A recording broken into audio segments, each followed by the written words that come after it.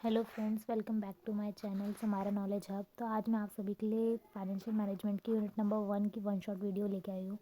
अगर आप कोई भी एग्ज़ाम की प्रिपरेशन कर रहे हो, आप डी स्कूल के स्टूडेंट्स हो या बीकॉम ऑनर्स आप कर रहे हो कुछ भी, तो ये आपके लिए बहुत ही इंपॉर्टेंट रह सकता है ये टॉपिक।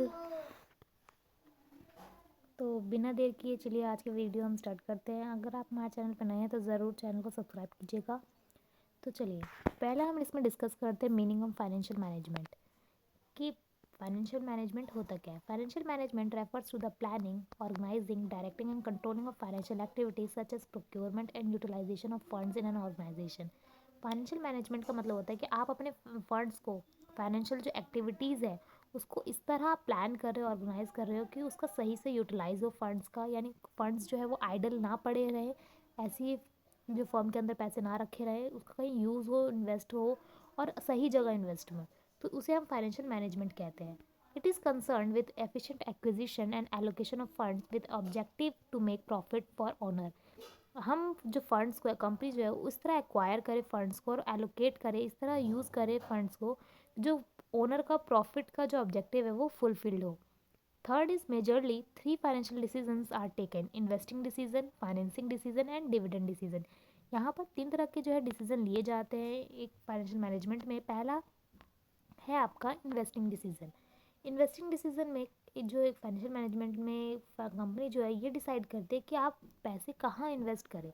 कहाँ इन्वेस्ट करने का मतलब है कि आप शॉर्ट टर्म में, लॉन्ग टर्म में, कि जिससे आपको अच्छे से इन्वेस्टमेंट की जो रिटर्न है वो मिले। Second is financing decision. Financing decision में ये पता किया जाता है कि आप फंड जो है कहाँ से ले, आप रेज करें, शॉर्ट टर्म में डेट आप ले या आप इक्विटी का परचेज करें या मिक्स्ड करें। इस तरह के डिसीजन जो है आपको फाइनेंसिंग डिसीजन में लिया जाता है। And last is dividend decision. Dividend decision में ये डिसाइड किया जाता है कि कंपनी जो है अपने जो प्रॉफिट्स है उसे शेयर होल्डर्स में किस तरह डिस्ट्रीब्यूट करे या फिर कुछ जो उसमें पार्ट है वो रिटेन अर्निंग रखे। तो इसमें रिटेन अर्निंग कितना रखना है और शेयर होल्डर्स को कितना डिविडेंड पे करना है, ये डिसीजन जो है डिविडेंड डिसीजन में लिया जाता है। Now discuss the importance of financial management की। क्या है इंपॉर्टेंस फाइनेंशियल मैनेजमेंट की? पहला है take care not to over invest in fixed asset. कि कंपनी जो है ज़्यादा से ज़्यादा फिक्स्ड एसेट में पैसे जो है इन्वेस्ट ना करे, या इससे ज़रिए कहीं और भी मतलब एक बैलेंस बना रहे पैसे को इन्वेस्ट सही जगह करने की। नेक्स्ट है balance cash outflow and inflow. कि बैलेंस रहा बना रहे कि कितना पेमेंट और कितना रिसिप्ट जो है, आउटफ्लो और इनफ्लो बैलेंस बना रहे कि कैश आ रहा है और जितना, यानी फॉर्म से जितना पैसा जा रहा है एटलीस्ट उतना पैसा वापस आना भी चाहिए, यानी कि कंपनी को उतनी रिसिप्ट आनी भी चाहिए। इन दोनों में बैलेंस बना रहे। And third is ensuring there is sufficient level of working capital.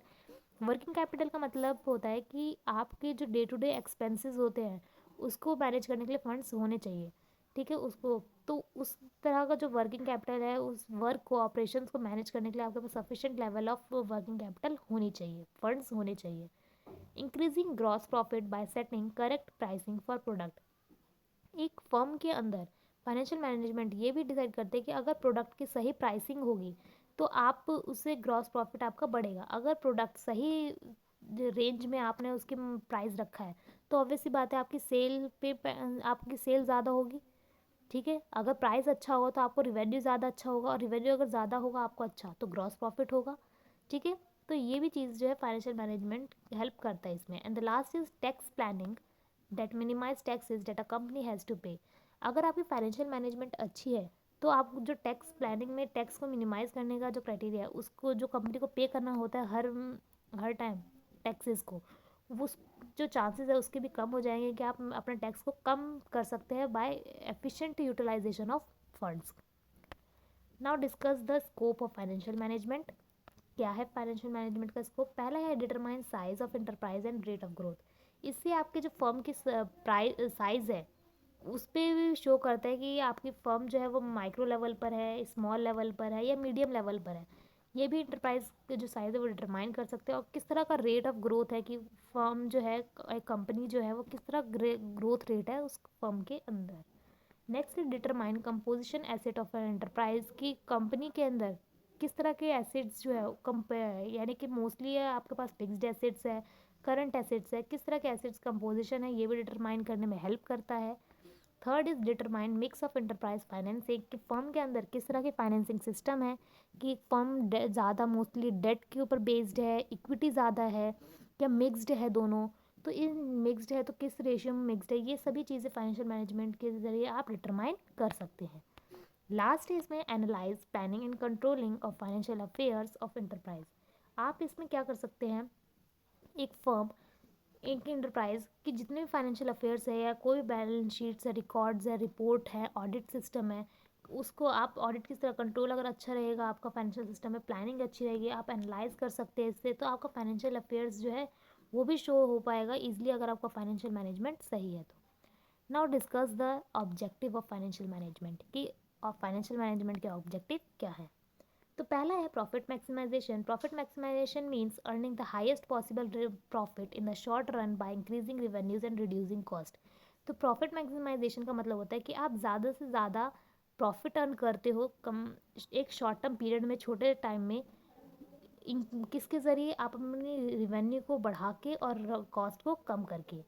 अब इसके एडवांटेजेस क्या है, must for survival of business. अगर फर्म के अंदर प्रॉफिट होगा तो वो ये बहुत ज़रूरी है कि उसको सर्वाइव करने के लिए प्रॉफिट होना ज़रूरी है बिजनेस का। Second is essential for growth and development of business. एक फर्म का ग्रोथ तभी होगा अगर प्रॉफिट होगा, और डेवलपमेंट भी तभी होगा, यानी एक्सपेंड तभी होगा जब प्रॉफिट होगा। तो बिजनेस के अंदर अगर ग्रोथ होती है, डेवलपमेंट होती है, तो उससे क्या होगा, प्रोडक्ट लाइन बढ़ेगी, तो इससे एक्सपेंड कर सकती है business. The third is impact on society through factor payments. इससे सोसाइटी की तरफ भी इम्पैक्ट पड़ता है फैक्टर पेमेंट्स के थ्रू। अगर कंपनी को प्रॉफिट अच्छा होगा, तो आपने पढ़ा होगा एक house hold firm and firm, ये चार्ट आई थिंक आपको याद होगा, कि हाउस होल्ड जो है फर्म को क्या प्रोवाइड करती है, रॉ मटेरियल्स हो गए, लेबर्स हो गए, ठीक है, और उसके बदले में जो फर्म है वो क्या प्रोवाइड करती है हाउस होल्ड्स को, फैक्टर पेमेंट्स, उनके बदले में जो है हाउस का रेंट देती है, और जो लेबर है उनका वेजेस और सैलरी। अगर वेजेस और सैलरी और रेंट तभी अच्छे से दे पाएगी अगर उनके प्रॉफिट अच्छे से होगी, तो इससे सोसाइटी के ऊपर भी अच्छा इफेक्ट होगा। लास्ट है only profit making firm can pursue social obligations, कि अगर एक फर्म के अंदर अगर प्रॉफिट होगा तभी जो है वो CSR यानी कॉर्पोरेट सोशल रिस्पॉन्सिबिलिटी जैसे चीज़ों में भी पार्ट ले पाएगी, और अच्छे से जो सोशल ऑब्लिगेशन है, इंफ्रास्ट्रक्चर डेवलपमेंट है जो सोसाइटी के टूवर्ड्स जो वर्क है एक कंपनी का, वो भी इजीली फुलफिल हो पाएगा। नेक्स्ट है डिसएडवांटेजेस क्या है। तो पहला है टर्म प्रॉफिट इज़ वेग, इसमें टर्म प्रॉफिट जो है वो वेग होती है। नेक्स्ट है higher the profit higher the risk, अगर कंपनी ज़्यादा प्रॉफिट लेना चाहती है तो उनको ज़्यादा से ज़्यादा रिस्क भी बेयर करना होगा। थर्ड है ignore time pattern of return, most of the time company जो है रिटर्न और प्रॉफिट ज़्यादा लेने के लिए टाइम पीरियड को जो है वो इग्नोर कर देती है, वो चाहते हैं मुझे जल्द से जल्द जो है प्रॉफिट अर्न हो, तो टाइम पैटर्न जो एक होता है सही प्लानिंग, उस चीज़ को इग्नोर कर देती है।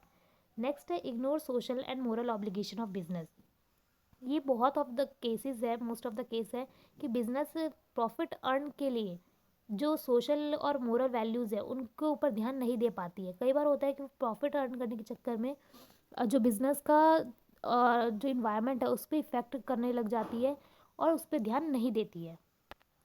Now next is wealth maximisation. Wealth maximization means increasing the value of the business and maximizing the wealth of shareholder. It focuses on long-term growth, not just short-term profit. Wealth maximization का मतलब होता है कि आप अपनी business की value को बढ़ा रहे हो और जो शेयर होल्डर की वेल्थ है उसको भी बढ़ा रहे हो। शेयर होल्डर की वेल्थ कब इंक्रीज होगी, अगर आपकी शेयर प्राइस है जो मार्केट की वो इंक्रीज होगी। अगर शेयर प्राइस मार्केट में अच्छे से वर्क करेगी, इंक्रीज होगी, तो उससे शेयर होल्डर्स के जो शेयर प्राइजेज हैं उनके ऊपर अच्छा इफेक्ट पड़ेगा और उन्हें कंपनी से अच्छा रिटर्न मिलेगा। तो और ये फोकस करते हैं आपके लॉन्ग टर्म ग्रोथ पे, से जो है कंपनी की रेपुटेशन बनी रहती है, तो लॉन्ग टर्म ग्रोथ होता माना जाता है, ये शॉर्ट टर्म प्रॉफिट के ऊपर नहीं होता है। अब इसके एडवांटेजेस क्या है, पहला एम्फेसाइज लॉन्ग टर्म गेंस, ये लॉन्ग टर्म गेंस के ऊपर फोकस्ड है इनका। सेकंड इज रिकॉग्नाइज रिस्क और अनसर्टेनिटी, ये रिस्क और जो अनसर्टेनिटी जैसे फैक्टर होते हैं उनको चीज़ों को भी रिकॉग्नाइज करती है। थर्ड है रिकॉग्नाइज टाइमिंग ऑफ रिटर्न्स, ये टाइम पैटर्न जो है उस चीज़ को भी फॉलो प्लान करके हुए चलती है कि आपको रिटर्न्स कितने ईयर्स में मिलेगा, इस चीज़ को टाइमली मेंटेन करके। And the last is consider share holder return, ये शेयर होल्डर्स के जो रिटर्न्स है उस चीज़ को भी कंसिडर करके चलती है। नेक्स्ट है आपका डिसएडवांटेजेस क्या है वेल्थ मैक्सिमाइजेशन का। तो पहला है आपका offer no clear relationship between financial decision and share prices, ये आपका कोई भी जो है डिसीजन, शेयर प्राइस और जो फाइनेंशियल डिसीजन, उन जिन दोनों के बीच में कोई रिलेशनशिप जो है वो नहीं शो कर रही है।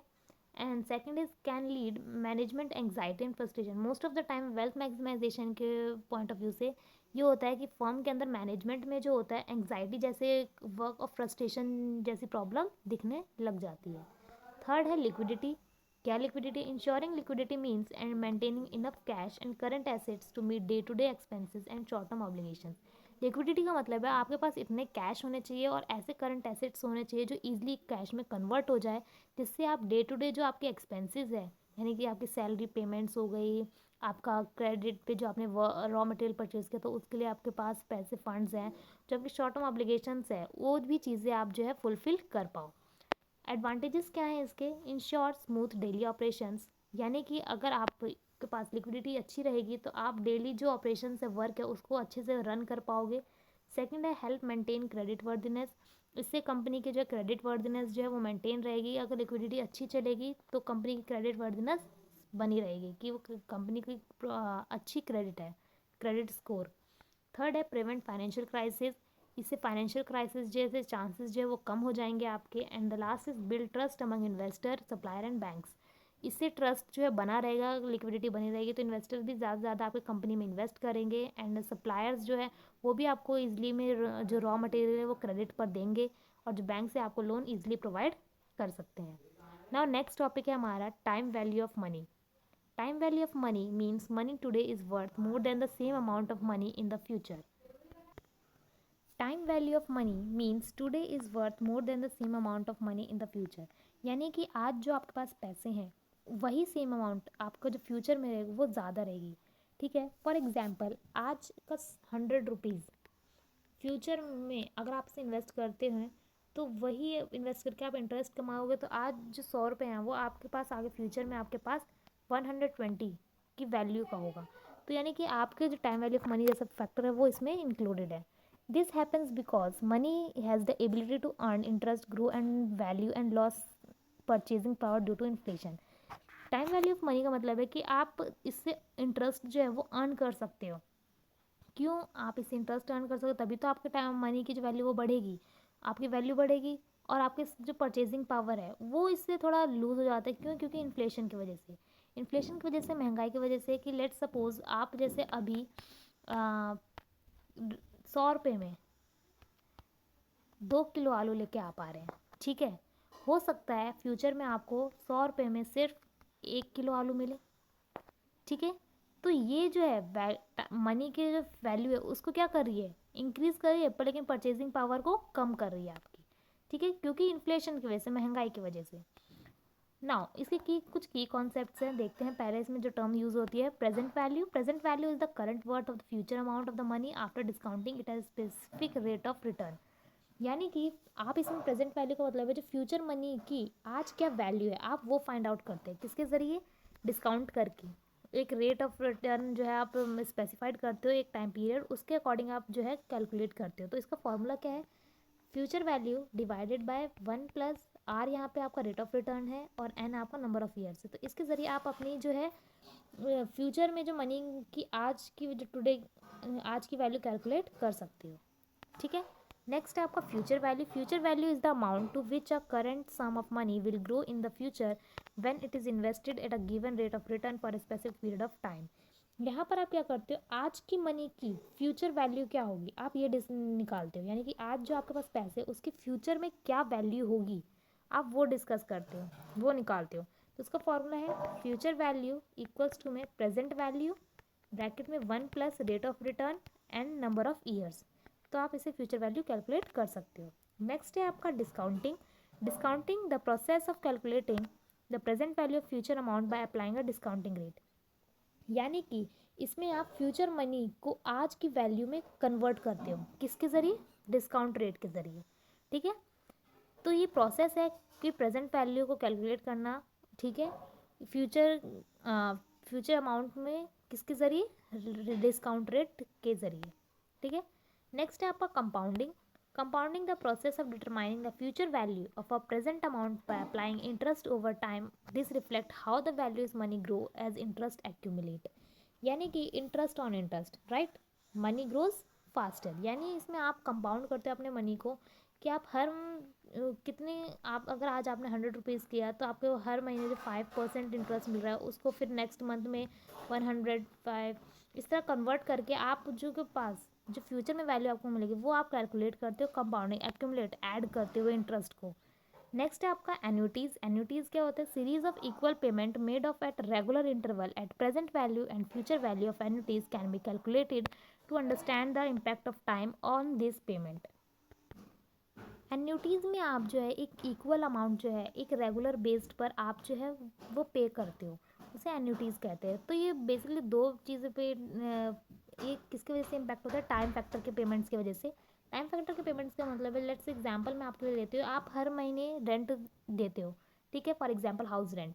तो मोस्ट ऑफ द पर्सन होंगे कि जो मंथ के एंड में देते होंगे और मोस्ट ऑफ द पर्सन होंगे जो मंथ के एंडिंग में बिगनिंग में देते होंगे, स्टार्टिंग में, बिगनिंग और एंडिंग। तो अगर इसमें इसी को बस चेंज कर दिया गया, पहला इसमें फैक्टर है ऑर्डिनरी एन्युटीज़। ऑर्डिनरी एन्युटीज़ का मतलब है payment are made at end of each period, कि आप पेमेंट जो है वो हर महीने के एंड में करते हो, एक पर्टिकुलर टाइम पीरियड के एंड में। यानी कि लेट सपोज आप सिर्फ मंथ के एंड में देते हो, यानी 31 मार्च को देते हो, 30 जून को देते हो, तो जो मंथ का लास्ट डेट है उस तरफ जो पेमेंट होती है उसे हम ऑर्डिनरी एन्युटीज़ कहते हैं। और एन्युटीज़ ड्यू का मतलब होता है payment are made at the beginning of each period, कि आप पेमेंट जो कब करते हो? महीने के स्टार्टिंग में, मंथ के स्टार्टिंग, पर्टिकुलर टाइम पीरियड के स्टार्टिंग में, यानी कि 1 जनवरी को, 1 फरवरी को, ठीक है। तो जो बिगनिंग में करते हो वो हमारे एन्युटीज ड्यूज कहलाते हैं, ठीक है। आई होप आपको समझ आया होगा। नेक्स्ट है हमारा कॉन्सेप्ट इसमें perpetuities, a type of payments that continue indefinite with payment made for ever. The present value of a perpetuity can be calculated using. तो परपैचुटी का मतलब होता है कि आप एक इंडेफिनाइट पेमेंट कर रहे हो, ठीक है, एक प्रेजेंट वैल्यू उसमें आप मतलब वो पेमेंट आप हमेशा के लिए करोगे। जैसे कि आप कह सकते हो, आप LIC का एग्जाम्पल ले सकते हो, ठीक है। तो इसको कैलकुलेट कैसे कर सकते हैं? आपका प्रेजेंट वैल्यू इक्वल्स टू में सी का मतलब यहाँ पे एनुअल पेमेंट है, डिवाइडेड बाय जो भी आपका रेट ऑफ इंटरेस्ट रेट है, उसके ज़रिए आप परपैचुटीज कैलकुलेट कर सकते हो। हमारा नेक्स्ट टॉपिक है इसके अंदर concept of risk and return. Risk and return are fundamental concepts in financial that are closely related. They help investor understand the trade-off between potential returns and the level of risk associated with an investment. Risk और return जो है वो closely related topics हैं, इसलिए कि जो investor है वो इजीली जो है एक समझ सके कि कितना ट्रेड ऑफ है, किसके बीच में एक पोटेंशियल रिटर्न्स जो है और जो कितना उसके अंदर लेवल ऑफ रिस्क है उस इन्वेस्टमेंट में, वो इन्वेस्टर जो है वो डिटरमाइन कर सकता है। इसके कुछ की कॉन्सेप्ट्स देखते हैं। तो पहले इसमें टर्म जो है वो रिटर्न है। तो return refers to the gain और profit earn from an investment over a period of time. Return का मतलब होता है कि आप जो प्रॉफिट और गेन है वो अर्न कर रहे हो किसके ज़रिए? एक पर्टिकुलर टाइम पीरियड में एक इन्वेस्टमेंट के ज़रिए, कि आपने कहीं इन्वेस्ट किया, आपको जो वहाँ से रिटर्न मिल रहा है यानी प्रॉफिट मिल रहा है, वो आप एक टाइम पीरियड में, उसे हम रिटर्न कहते हैं। ये दो तरह के हैं, realised return. Realised return is the actual return an investment has already earned from an investment in the past. It is historical and known with certainty because it has already happened. तो realise return का मतलब है कि आपको past के actual return, यानी आपको past में वो उसमें आपने रियलाइज़ कर लिया कि मुझे पिछले साल अगर 20% का रिटर्न मिला है, आपने हिस्टोरिकल डाटा के ऊपर बेस्ड देख के, तो आई होप मुझे इस ईयर भी जो है रिटर्न मुझे 20% का ही होगा, तो वो हमारा रियलाइज रिटर्न हो सकता है, यानी कि पास्ट में आपके साथ उस इन्वेस्टमेंट पे हो चुका है, आपने वो ऑलरेडी अर्न कर चुका है। नेक्स्ट है expected return. Expected return is the estimated return on an investor predict to earn in the future. It is forward looking and based on probability forecast और analysis. एक्सपेक्टेड रिटर्न का मतलब है कि इसमें इन्वेस्टर जो है वो अंदाज़ा लगाता है, प्रिडिक्ट करता है कि आपको फ्यूचर में कितना अर्न होगा। अब वो किस तरह, वो फॉरवर्ड लुकिंग है, वो सामने देख रहा है, वो पीछे पास का कोई हिस्टोरिकल बेस्ड डाटा नहीं देख रहा, वो फॉरवर्ड लुकिंग है और वो प्रोबेबिलिटी बेस्ड है, कि वो प्रोबेबिलिटी लगा रहा है कि मुझे वही नेक्स्ट ईयर मुझे 2% का होगा अगर मैंने इस तरह इन्वेस्ट किया। वो सिर्फ एक जो है एजम्पशंस बेस्ड है, एनालिसिस बेस्ड है, तो हमारा एक्सपेक्टेड रिटर्न कहलाता है। नेक्स्ट है इसके अंदर रिस्क। रिस्क क्या होता है? द अनसर्टेनिटी और volatility associated with the potential returns on investment risk can be measured in various basis. Risk का मतलब होता है कि जो अनसर्टेनिटी है और जो वोलेटिलिटी है एक पर्टिकुलर रिटर्न से, कि आपको एक इन्वेस्ट करोगे आपको कितना रिस्क है, वो तो जो रिस्क जो है हम दो तरह से मेज़र कर सकते हैं। पहला है हमारा standard deviation and second is beta. Standard deviations measure the dispersion of returns around the mean return. A higher standard deviation indicates greater volatility and risk. आपको स्टैंडर्ड डेविएशन बताता है कि रिटर्न्स कितना फ्लक्चुएट कर रहा है। अगर जैसे जो आपका स्टैंडर्ड डेविएशन है, रिटर्न्स अप एंड डाउन है, तो रिस्क आपका हाई है। और अगर आपका स्टैंडर्ड डेविएशन कम है, लो है, तो ये आपको बताता है आपका रिटर्न जो है वो स्टेबल है और आपको जो रिस्क है वो लो है। तो ये आपको इंडिकेट करता है। आप इससे जो मीन का डेविएशन है, डिस्पर्सन, उसके ज़रिए आप जो है कैलकुलेट करके आप पता करते हैं। नेक्स्ट है आपका beta. Measure the sensitivity of investment return to the overall market return. A beta greater than 1 indicates higher risk related to the market. तो आपका बीटा जो है मेज़र करता है कि कोई इन्वेस्टमेंट मार्केट के कंपैरिजन में कितना रिस्की है। अगर बीटा की वैल्यू इक्वल है 1 के, तो इन्वेस्टमेंट मार्केट के साथ ही मूव करती है। और अगर बीटा ग्रेटर देन 1 है तो मार्केट से ज़्यादा रिस्क है। तो ये बताया जाता है इसके अंदर। नेक्स्ट है आपका risk return trade off. The principle that potential return on investment rises with an increase the risk and the higher return typically associated with the higher risk and lower return with the lower risk. तो इसमें risk और return trade of है कि आपका कितना potential return आपका investment पे होगा। अगर आपका इंक्रीज रिस्क जो है वो बढ़ता है तो आपका क्या हायर रिटर्न होगा। अगर हायर रिस्क है तो इस तरफ बताया जाता है इसके अंदर कि कि अगर कंपनी जो है ज़्यादा रिस्क लेती है तो वो ज़्यादा रिटर्न भी लेगी, और अगर उसको लोअर रिस्क लेती है तो लोअर रिटर्न होगा। ठीक है, तो ये हमारा था रिस्क रिटर्न ट्रेड ऑफ का कॉन्सेप्ट। नेक्स्ट है आपका टाइप्स ऑफ रिस्क, कितनी तरह का रिस्क है। तो पहला है आपका systematic risk, risk that affect the entire market और economy such as interest rate changes, inflation, economic downturns. It can not be eliminated through diversification. Systematic risk वो रिस्क होता है जो पूरे मार्केट को, यानी पूरे मार्केट को इफेक्ट करे, इकोनॉमी को, जैसे कि आपका इंटरेस्ट रेट चेंज हो गया या इन्फ्लेशन हो गई, महंगाई। तो ये चीज़ें आपका सिस्टमैटिक रिस्क के अंदर आता है। इसे आप एलिमिनेट, यानी कहीं से भी इसे इग्नोर नहीं कर सकते हो। इससे आप इफेक्ट होगे, आपकी फर्म जो बिजनेस है वो इफेक्ट होगी, पूरा मार्केट इफेक्ट होगा।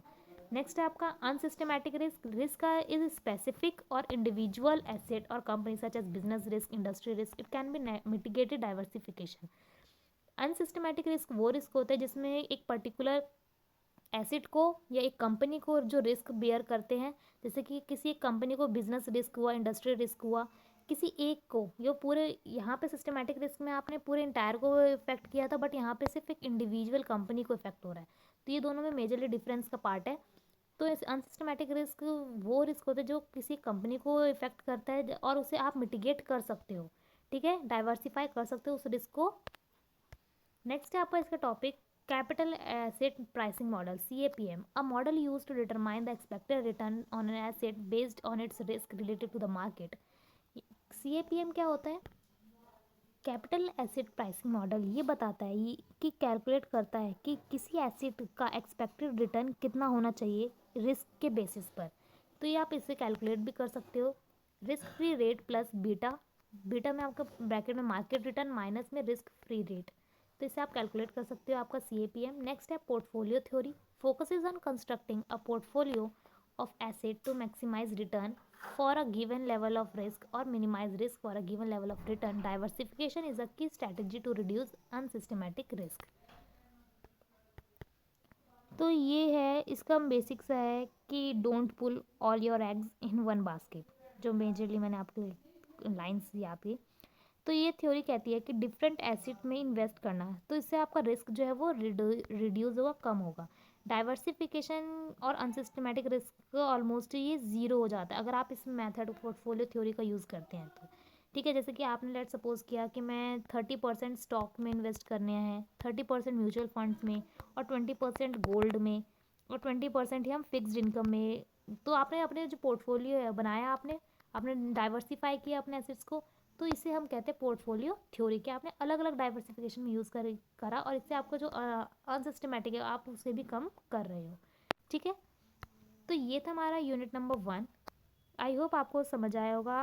अगर आपको कोई क्वेरी है, कोई क्वेश्चन में कोई प्रॉब्लम है, तो आप हमें कमेंट बॉक्स में पूछ सकते हैं। और हम मिलते हैं हमारे नेक्स्ट यूनिट में, यूनिट नंबर 2 में। तब तक के लिए thanks for watching the video. अगर आप हमारे चैनल पे नए हैं तो आप ज़रूर शेयर कीजिएगा अपने फ्रेंड के साथ और हमारे चैनल को ज़रूर सब्सक्राइब कीजिएगा। तो thanks for watching the video.